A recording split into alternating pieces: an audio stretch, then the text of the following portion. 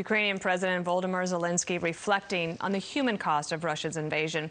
This as Moscow refocuses its forces for what is expected to be a brutal assault on eastern Ukraine. Let's bring back in General Jack Keane. Thank you so much for being with us this morning. And I thought that answer was very real, right? So we can look here from the West and say, wow, they kept Kyiv and that's amazing. But he has had to go and witness firsthand that savagery in Bucha, and he's wondering if they actually did win. What did you think of that? Well, certainly, it's a sober response to what actually is taking place. It's hard to describe victory when you've got thousands of innocent civilians, killed like that. Certainly, they did punish the Russians, certainly in Kyiv, and they forced their withdrawal, and many of those units are reconstituting themselves, Dana. But I mean, it gets to a problem, I think, that the United States and NATO has to a certain degree, because we have Secretary Blinken and we have the National Security Advisor Sullivan talking about Russia already suffering a strategic failure. And I think President Zelensky would take issue with that, because they're pummeling his cities. They've killed thousands, he believes now tens of thousands of his civilians. They're occupying more territory than what they did prior to the invasion. Now, there has been some success in the north, but to describe this as a strategic failure for the Russians, I think is in error and is misplaced. And the reason why they're doing it, Dana, is because they want to see a deal made. They want an agreement made.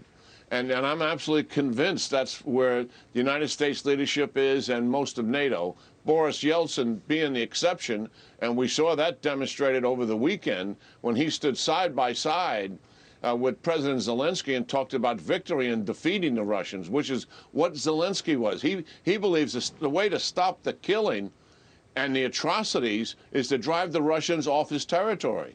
And that is what his objective is, and I think we need to support that objective. He also said something very revealing in that interview over the weekend. This is President Zelensky when he said, your diplomacy, didn't specify a country, implied the United States and NATO, your diplomacy is destroying my country. Mm-hmm. In other words, pushing towards a deal versus a victory.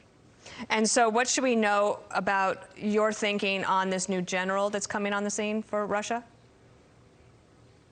Well, he's been there for 6 years, which is an extraordinarily long time to be in command of the Southern Military District, which includes Crimea and the Donbass region. So when war began on February 24th, he was in charge of the war in the Donbass region and in the south, which is his responsibility. So what has taken place is not new to him. I think the Russians are making more out of this than what it needs to be, because what's really taking place here is the war going forward, at least in the upcoming weeks, are all going to be fought in his district. All those reinforcements are coming to him. So it's logical that he'd be put in charge of the whole war, which has taken place largely in the very area he's been operating with anyway. Certainly he has this experience in Syria, where he was responsible for certainly genocides and atrocities. But every Russian general, regardless of his name, would be executing that doctrine, mm-hmm. which is to kill innocent civilians, to pressure and change the will of the population.